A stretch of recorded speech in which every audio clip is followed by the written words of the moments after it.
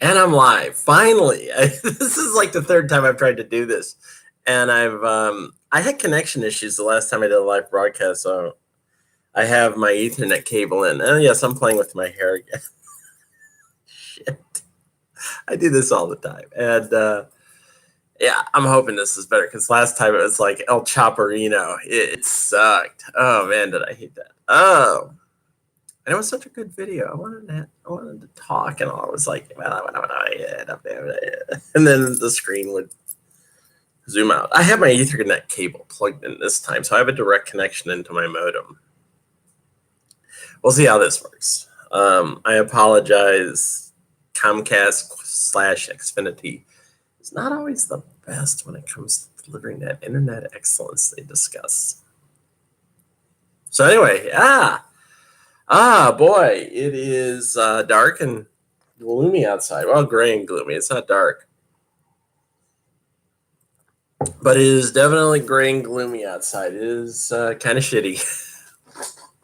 And got through the week. Yeah. Got through the week.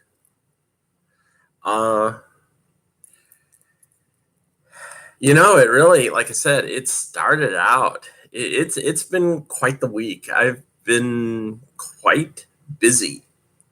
Monday I kind of lazed around. Last night I kind of lazed around. And I kind of lazed around last night, not because I wanted to. I was actually trying to get to meet up with someone, an old teammate. And I discovered she hurt her tailbone, and she hasn't been doing practice because she fell on her tailbone. And I was like, well, I can just come over and have a couple of beers with you if you like. But she wasn't up for having any company, which was a shame because I really wanted to hook up with her. But Tuesday, Wednesday, Thursday, oh my God. Well, Tuesday, if you were able to get through the crap that was that video,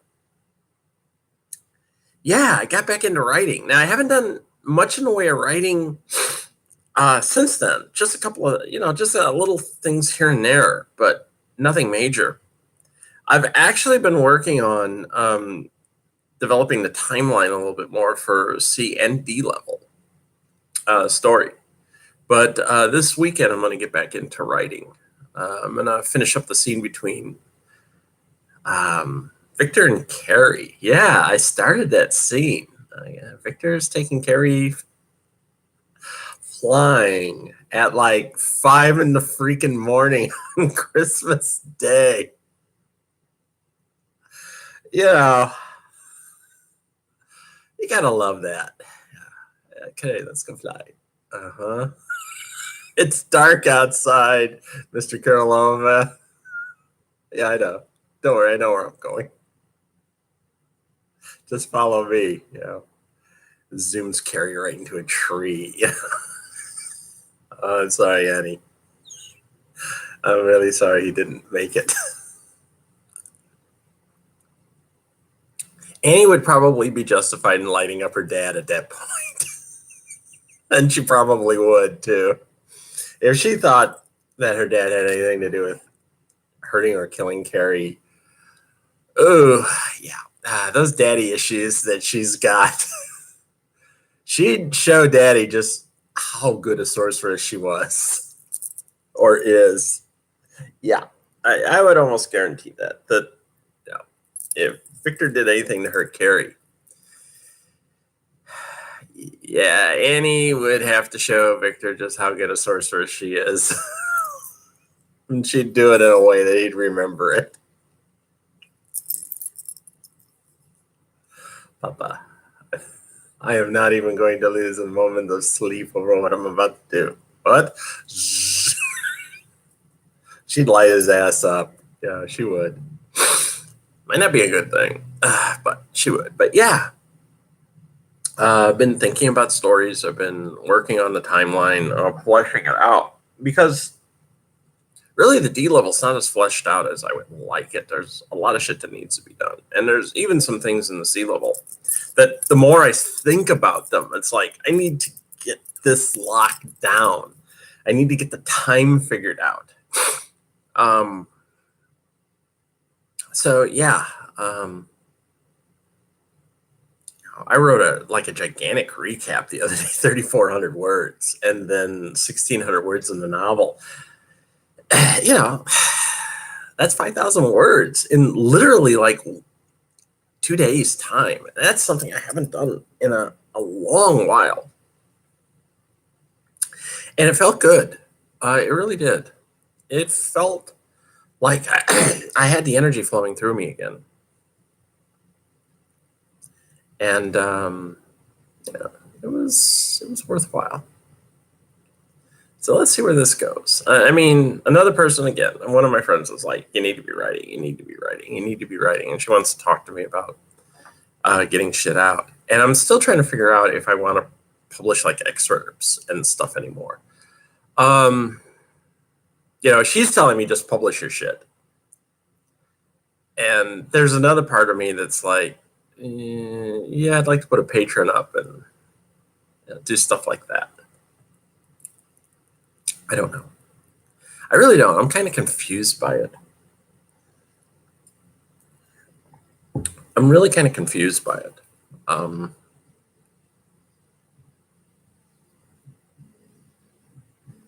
Wow, somebody's trying to get a hold of me when I got it on vibrate. I think someone's trying to call me. But yeah, someone's calling me. The reality is I've got a bank that's calling me because I'm kind of behind on one of my credit card payments. Oops. Yeah. So no big deal. I'll get through it one way or the other. I imagine this is something that's going to happen quite frequently to me next couple of months. Yeah, so I get seriously this one bank out of Chicago. They call me like 7 or 8 times a day, and they got to realize by now. The minute I see Chicago, Illinois come up, and I see that prefix, it's just like I shut the phone off. I wish I could block the number. My phone does not give me the ability to block the number. If I did, I would block the number, but I can't. Yeah, but yeah, what can I say? Shit happens. What are you gonna do? It's my lot in life right now, so I'll handle it. But yeah, writing is good. Writing. I finished off editing my mermaid story, my first mermaid story, and now I'm sitting here going, should I just put it up and publish it? And everything is telling me, yeah, you should. You should, you dipshit. Really, I don't know why I'm not. I mean, it's done. I could ebook the damn thing up. I could download the app that allows me to tie Schrödinger and Kindle and just boom, put it up there for 99 cents and go to town and see if I make any money off the bitch. Because it's 27,000 words. It's no big deal. It's a cute story. Cute. Topless mermaids. Got their boobs hanging out. It's really funny. When I was writing that story 2 Mays ago, wrote it during 2017 Mermaid. And I had like 3 people that were like, every day they wanted to see that, they wanted to see the excerpt. And one of my friends out in Washington State, her daughter was reading it. And she got to the part where there's a young mermaid. She finds out she's a mermaid. She was born on land. She has a human father, but she took after her mom naturally. And she decides she's going to go out and live with her mom's pod because she wants to learn the ways of being a mermaid. And one of the things she finds out is mermaids go topless. Her mom says, there's no clamshell bras. That's all BS. You just go topless. You think about it. It makes sense. Modesty Come on.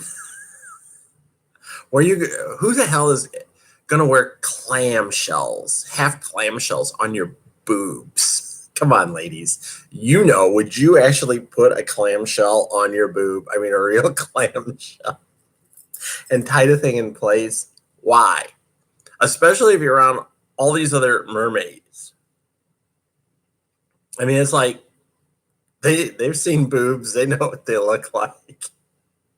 So my friend's daughter, she's reading it, and she gets to the part where they're not wearing bras, not wearing clamshell bras, and she's like, "Mom, these mermaids, they don't protect their boobs.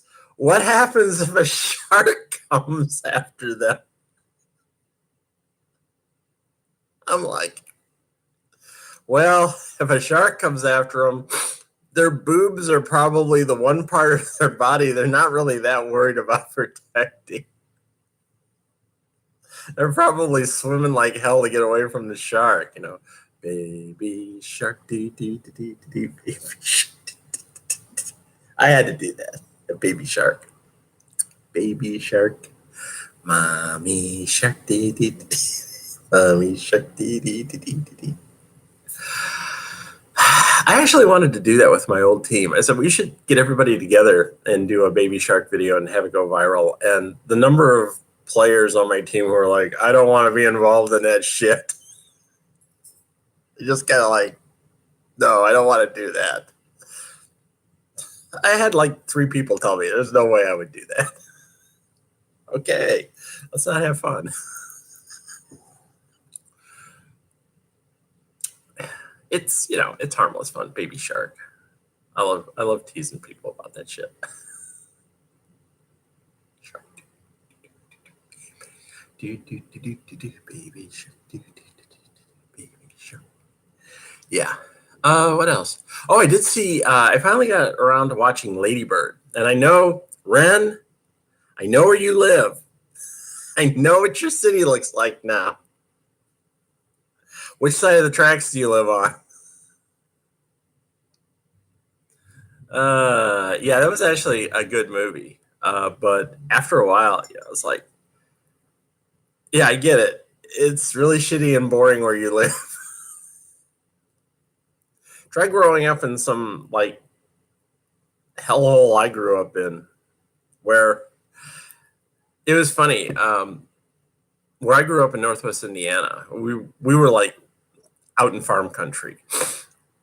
We were about 10 minutes south of where you would start seeing like suburbanized, semi-urbanized areas come up. And once you got outside our town, it was like farm country. I mean, literally, there was just farm fields everywhere. And it was funny because I'm on a group. I don't visit it too much, but I'm on a group for people that went to my high school. And in my town, because it was built around this large lake, we actually had 3 different school districts that segmented the town. So everything to the south went to Lowell, everything on the east pretty much went to Crown Point, and everything on the north and west went to Hanover Central, which is where I went. That was a school in Cedar Lake, Indiana. That's where I grew up. And somebody from my school about a year and a half ago made the comment that, we were really lucky. We didn't have any issues with racism and stuff in our school.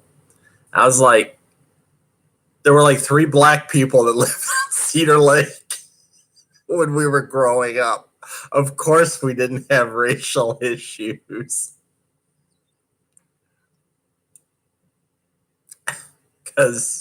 And none of them went to our school. But we did have, I'd say we had there were a couple of kids who probably had parents who were people of color. I'm not sure like the ethnicity. I do know that there was one girl that went to grade school. I went to grade school with, who she had a rather dark complexion. She may have been Hispanic. I don't really know. All I do know is the kids picked the shit out of her. So don't tell me about, oh no, we never bullied anybody because of racial reasons. And we had 2 kids in our school who were probably gay and got beat up a lot for it. Yeah. Which is one of the reasons why I never talked about myself. Oh boy. Yeah. Trans teenager in the 1970s, early 1970s. I got bullied enough. I mean, I really avoided people. I got bullied like in 8th grade, 9th grade, and then did everything I could to avoid people so I wouldn't be bullied anymore.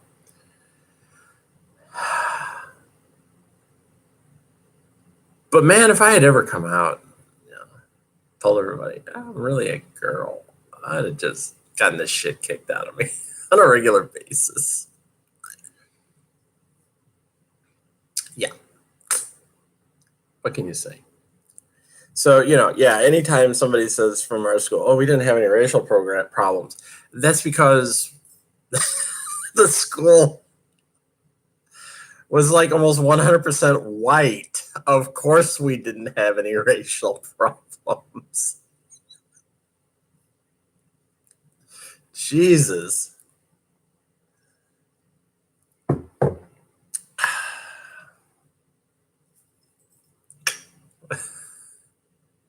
Growing up in the 1970s, no racial problems. I remember we had a woman in one group who she got roasted because she said basically the same thing. Oh, we don't have any racial problems in our town. And it was like, me and another woman started checking out the demographics of the town. It's like 96% of your town is white. That's why. You've got like 2.5% black, 1% Latino, and the rest are all like whatever else.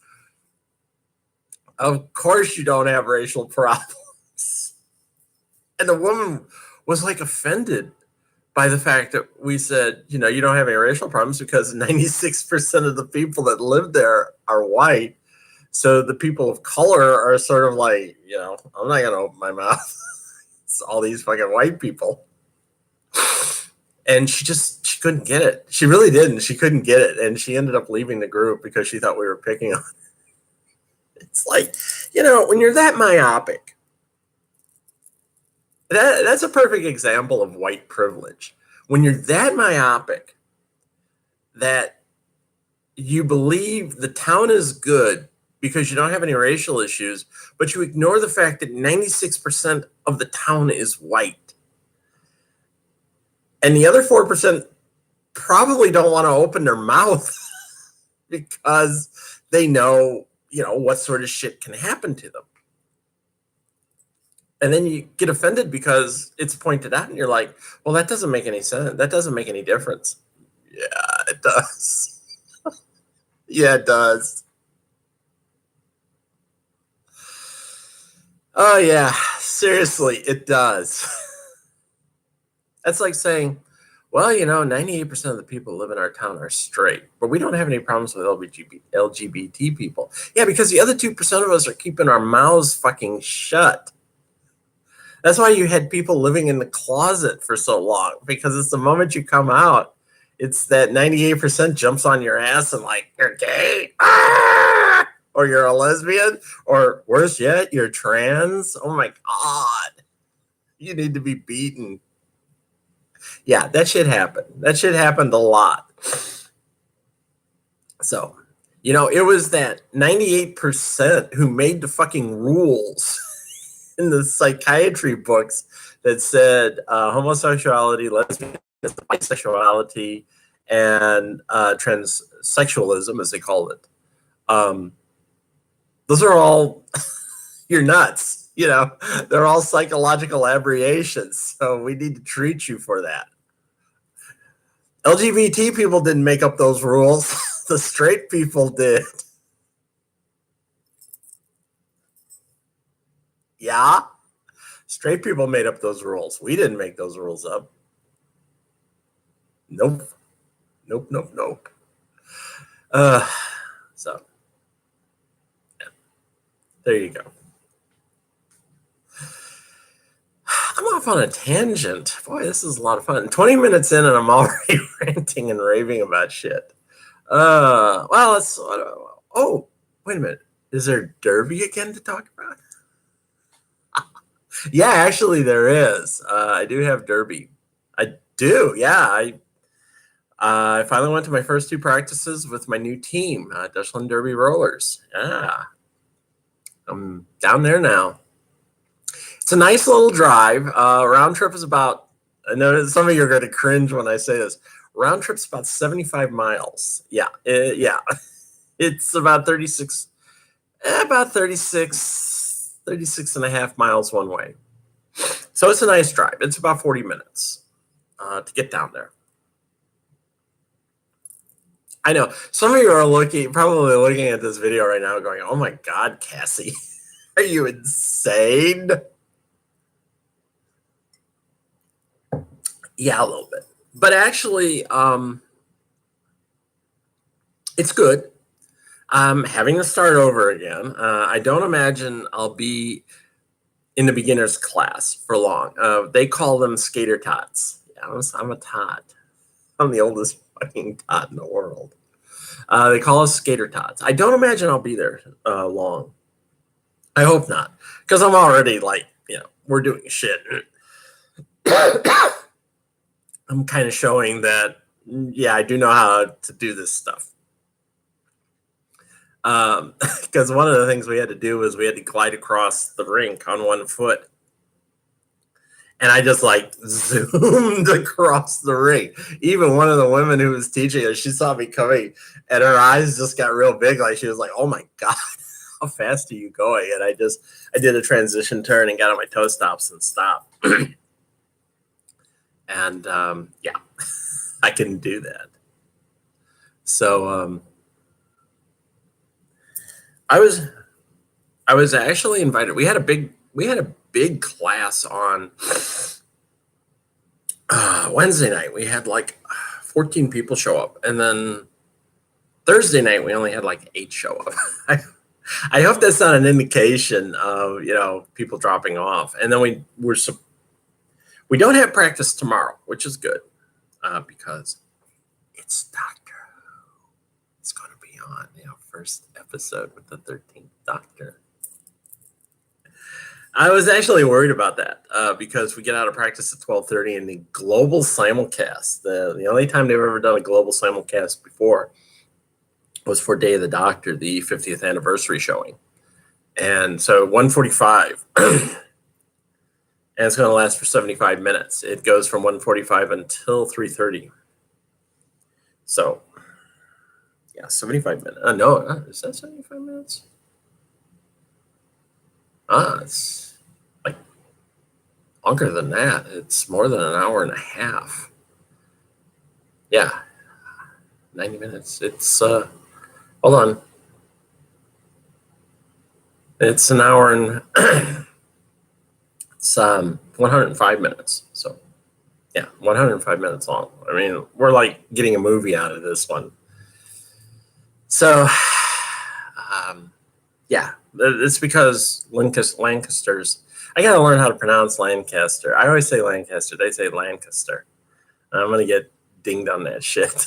But they're having some sort of event down there, and they're using the rink. So a couple of things I learned right off the bat. One, we don't take a lot of water breaks. We actually took 1 water break Wednesday night. And remember, or probably don't know this, the nickname of our skating rink is the Dutch Oven, Dutchland and the Dutch Oven, because it's fucking hot in there. And it is. I mean, we were sweating our asses off.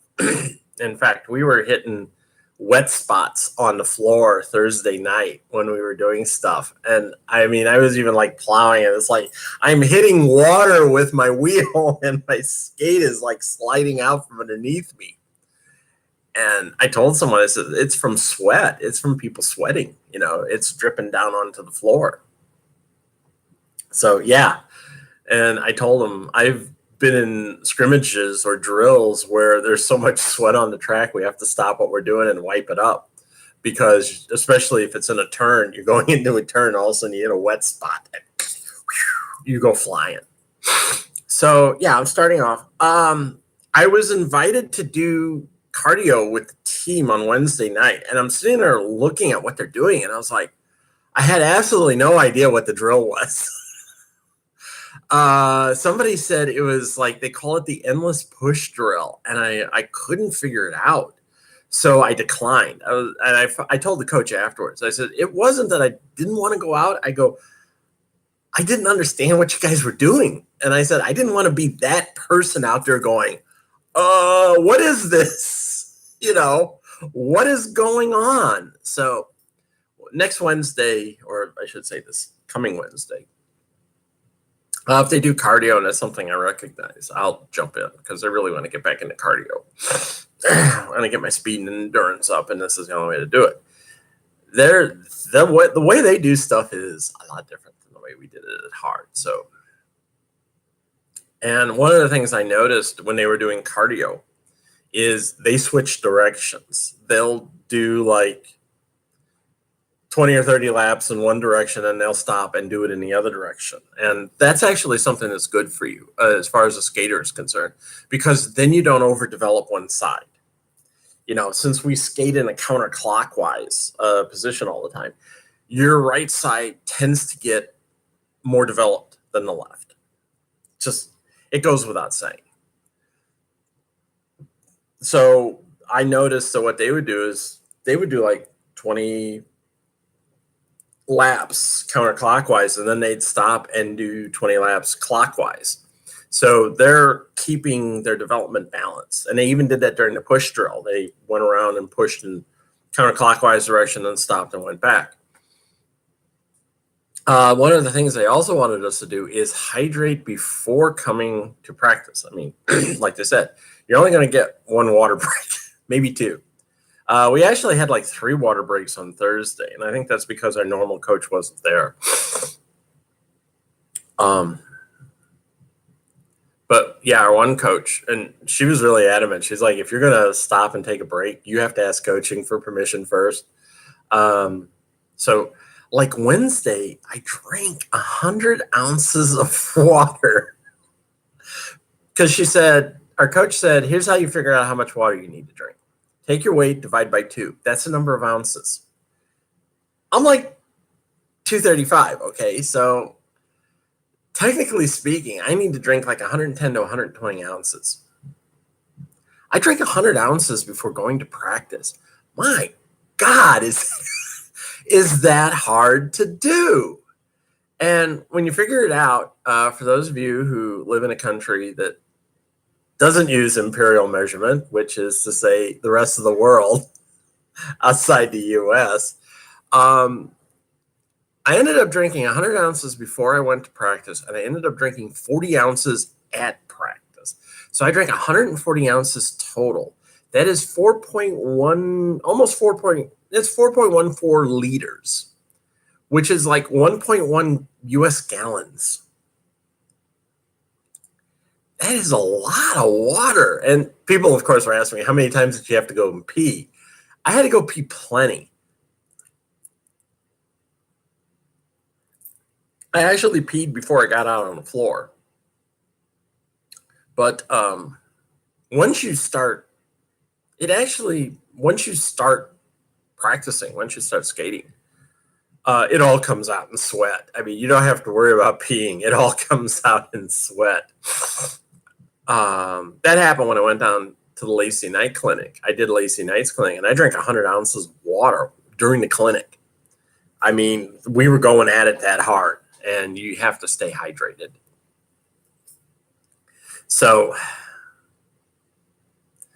it didn't hurt me. I think I've kind of gotten used to, my endurance is going to be up a little bit better, and I'm used to working in a hot environment a little bit better than the new women who started out with me on Wednesday. There were a few that were just like, they were dying. I mean, they really were.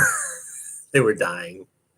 And I can't blame them. I was there too. I mean, oh God, I used to roll off the floor and my back is killing me. I can't do this.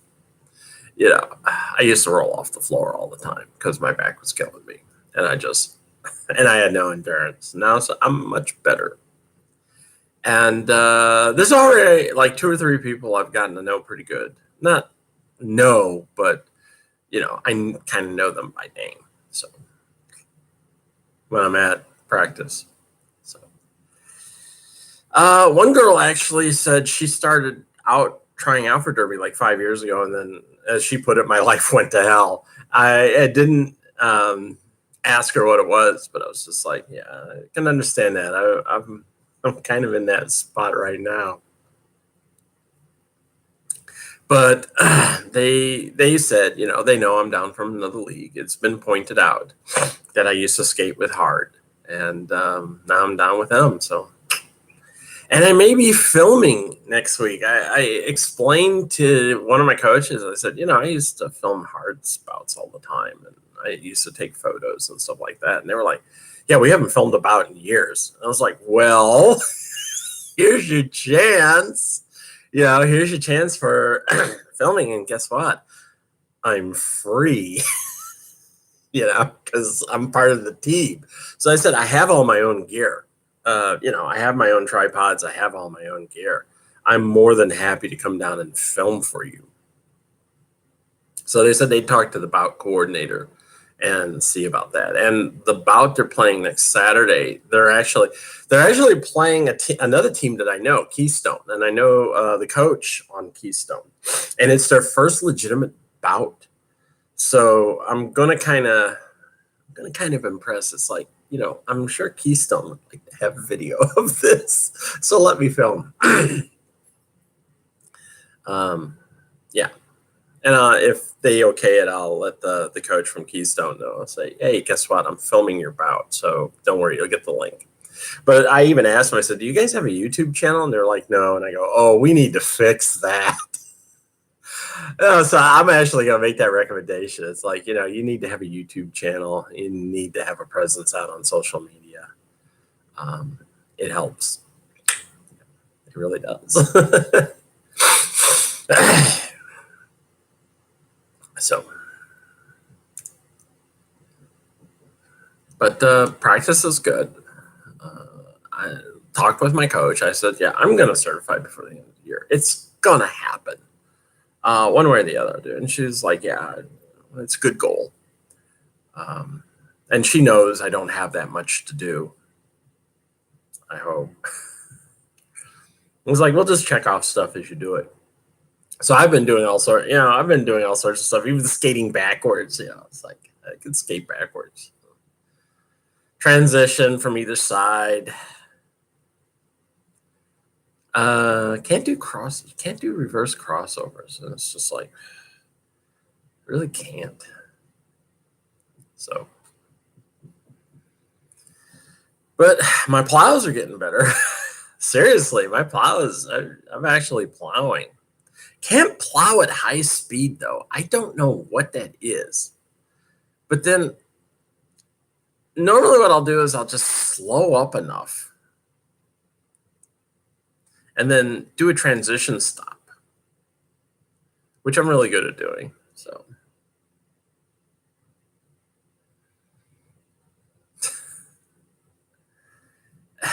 this is the second time this year I've had to start over.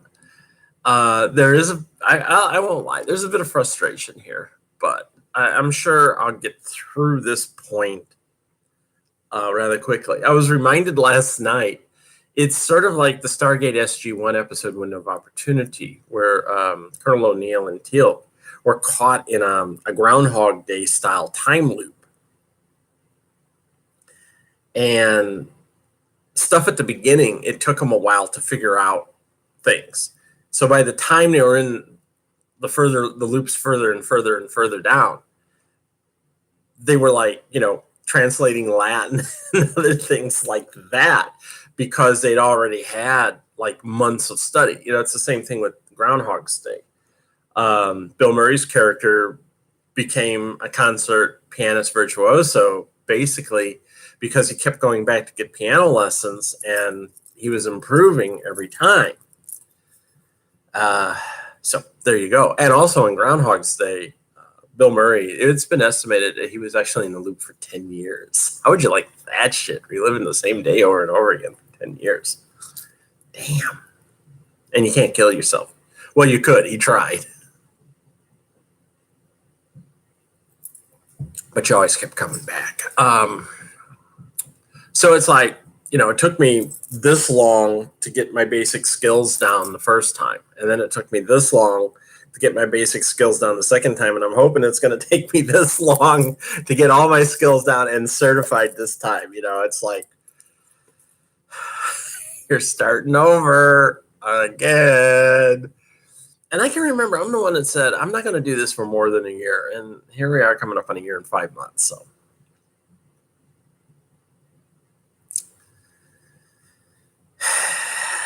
I will play next year. I will. I swear to God, I will play next year. I scrimmaged. I did an open scrimmage. I literally played already. And after that, it's like I had a taste of what this shit is like. I got to get back out there. So I have a huge incentive to get certified ASAP. And I told my coach, I says, the one thing I'm really wanting to do is certify and get in enough time so I can sign up for an event down in Hagerstown, Maryland, which they hold at the beginning of December. It's actually December the 2nd this year, called Seasons Beatings. And it's like they have 4 teams go together and they play in 30-minute segments. And basically, work it down to who are the best teams. And I went down to it last year to watch, and it was a lot of fun watching it go down. So I said, I want to sign up for Seasons Beatings this year. I was even told, I'm the mixer I was going to do this Saturday, I'm not allowed to do. So that's fine. But they did say, we have another mixer coming up in November. It'll be our last one. And, who knows? You could be playing in that. I was like, well, let's get to it. Yeah. Let's work on this. I really, it's mostly my speed and endurance I'm worried about. That's what I've got to build up, and I got to get it good. So, yeah, if they say, hey, Cass, you want to do cardio on Wednesday? I'll be like, yeah, tell me what to do, and I'll do it, because I need to do this.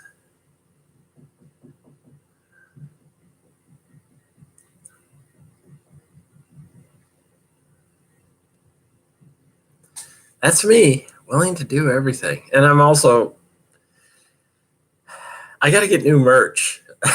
I do. It's just like, hey, look, I need a t-shirt and I need a tank top because got to support the team. When you come out and you support the team, you wear the colors. So I said, I'm going to talk Wednesday and say, who's the merch bitch around here? And I'm going to need a tank top and I'm going to need a t-shirt, and I need them by, the start of the bout so I can change into one or the other. Because you want me walking around in team colors, which happen to be black and red. So yeah, got to invest in that. I don't think they want me walking around in my hard shirt. No, you don't want me doing that. I wouldn't anyway. I bought a tank top from them last year, and it's probably way out of style. But I'll wear it if I have to. It says Dutchland Rollers on it.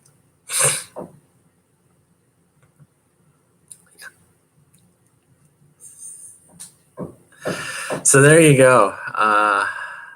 New team, new attitude. It's going to be fun. And if I'm filming Wednesday, I already told them, I think I know how I want to film. I want to stand like in the middle of the track and stay out of everybody's way. And I won't be using a tripod. My camera, I'll show you this. I know, this is what I use for filming. Yes, I know, it's an actual video camera. You're probably going, what the hell is that? That is an actual video camera. This is what I use to film. And this is the center part of the tripod. And normally this sits inside the tripod and I turn it. But this extends. And then you lock it down. And then you can film like this. And this is how I filmed the last hard bout I did at Black Diamond, because there really was no place to set up a tripod. So I just put it on here and opened it up and looked into the window, and I got right on the action. So what I'm thinking of doing is like standing in the middle next to the penalty board and just, doing one of these numbers all the way around, just follow the action. I'll get dizzy. It usually doesn't go that way. It goes a lot slower. So if they let me film, this is how I'll do it. Whoops. If they let me film, this is how I'll do it. And that way it helps me get out of the way. I'm not like completely blocking folks. Yeah. So there you go. That's how I film. And then when you're done, you just twist it all up, tighten it down, and you're done. And my camera, the digital camera, is on a tripod that actually works the same way. It has a centerpiece, so I can lift that out. Yeah, I'm hoping they let me do that. I'm hoping they let me come in and film and take photos and stuff like that. So we'll see how it goes. But I'm also going to talk to them about, setting up a YouTube account so we can put video up there. I've always had ideas about, what to do in terms of public exposure, social media, that sort of thing.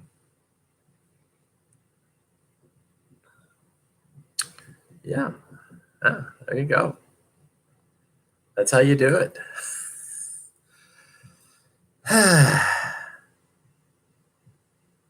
Just keeping my fingers crossed. But I do want to talk to people about that. Like I said, I have ideas. So why not use them? Okay. Well, here it is, 42 minutes. I think I'm done. Really. It's been a good week. The most important thing before I go, oh my God, I almost forgot to say this.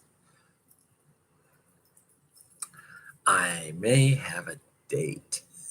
Yeah, seriously, I may have a date. I'm saying may because there's this woman. I run into her at a place of business that I frequent. She actually works there. And I don't know, there's something about her. I could go into an explanation of what it is, but I'm not going to. But there's something about her that makes me want to know her more. And, my biggest fear has always been, well, she's straight. She's not going to want to have anything to do with me. Or if she isn't straight, she's going to find out I'm trans and not have anything to do with me. So I've always been kind of a coward about asking her. And we just exchange pleasantries now and then. And it really it's been getting to the point where it's like, I want to ask her out. I really do. So yesterday, I went out to lunch to this place. And when I was leaving, there's another woman who works there who knows me. And I was like, come here. And she's like, are you leaving? I go, yeah, but there's something I got to ask you. And I said, the woman you work with, I said, I'm blanking on her name right now. And it starts with and I gave her the letter of her first name, and she told me her name. And I says, yeah. And I said, is she seeing anyone? Is she involved with anyone? And the woman goes, no. And then her eyes go like this wide, and she's like, are you interested in her? And I said, yeah, I'm interested in her. I'd like to get to know her. And she's like, oh my God, you're interested in her. She goes, oh, she's so nice. She's so smart, and all this other stuff. And I'm like, that's the sort of stuff I love. I love intelligent women. So I said, but I've just been too afraid to come right out and ask her. She goes, I'll put in a good word for you. So she says, I'll go back and tell her. And I even asked her, I says, is she straight? And she goes, I have no idea. She goes, I've never asked. But she goes, I go back and put in a good word for you. So here's hoping. I told her, I said, if she's straight and she says no, I'll understand. But who knows? Maybe she's willing to take a chance on me. Start the ABBA song. Take a chance on me. Who knows? So I'm debating going over there for lunch again today, or maybe I think I'll go for breakfast tomorrow. I'll take my computer and get there when they open up. And I'll go for breakfast tomorrow. Like, keep my fingers crossed that she shows up. And she knows me by name. I know her by name, but I blanked on her name. And it's like, maybe she brings my food out this time. I'll go, Darren. Oh, shit. I just said her name. You didn't hear that. Yeah. I'm keeping my fingers crossed. It's not going to devastate me if she says no. Because that's just how, when you're a lesbian and when you're a trans lesbian, everything is so much more difficult. I mean, it's not like we wear a mark that says, you know, I'm into women. That was one thing. I back in the 80s, I learned all about the gay culture and how you could actually identify a gay man, and because of what they call the handkerchief code. Yeah, and radio station I used to listen to, one of the DJs I listened to all the time, Steve Dahl. I used to listen to him constantly. He was one of my favorites. And they used to talk to their traffic reporter, Dan Fields. And Dan Fields was, out. He was really out. He was like, everybody knew he was gay. So one time he explained the entire handkerchief code about what it meant depending upon which side of your shirt or jacket that you wore it, how it was folded, even the color. It all meant shit. It really did. It was interesting as hell. And, he went on about it for like 20 minutes and everybody's like, we didn't realize it was that complicated. He said, there's really nothing to identify gay men. I mean, some are somewhat effeminate. But even there are straight effeminate men. So he said, you can't take the chance that every guy who looks effeminate or acts that way is actually gay. But if you saw the handkerchief, it would clue you in.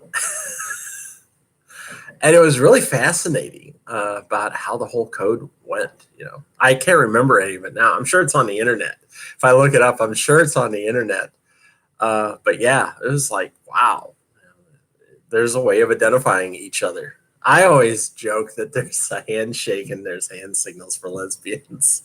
And I said, you're not really a lesbian until, you learn the secret handshake.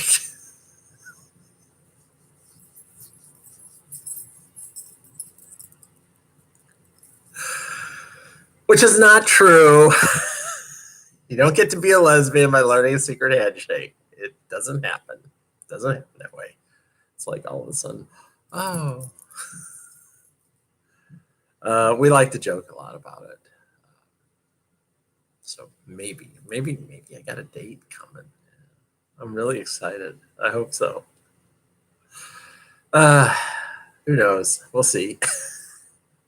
Maybe she'll hear she plays roller derby and she'll go, she's a derby girl. Because that's an aphrodisiac for some women. My girlfriend's, she plays roller derby. Yeah, she could kick your ass. My girlfriend plays roller derby, yes. I don't actually play yet, but I have, I've come close. So I get there. I will get there. I will be a derby girl. I am a derby girl. What are you talking about? I am a derby girl. Not will be. I am. So here we are, 49:30. I've got less than 30 seconds. I'll cut you off at 50 because I've rambled on enough. But you got to hear about all my stuff. You get to hear about my writing. You get to hear about the racist town I grew up in. And you got to hear about the fact I almost got a date and Derby, always Derby. So I'm going to let you go. Have a nice weekend, and I'll be back here Saturday to talk to you again. Bye.